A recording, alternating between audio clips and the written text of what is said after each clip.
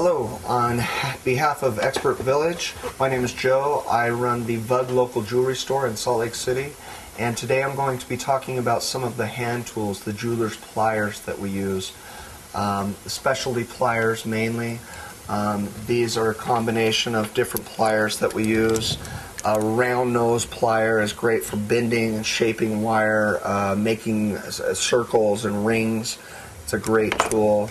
A pair of regular needle nose is always useful. Pair of side cutters for cutting wire or strips of wire. Flat nose pliers are great for flattening things or making corners, 90-degree corners. This is a half rounded plier. It's rounded on the inside and flat on the other.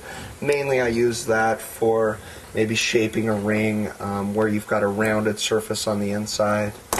There's another pair of larger rounded pliers. This is a specialty tool. It's for setting prongs or for tightening or setting a stone. This is a prong pusher.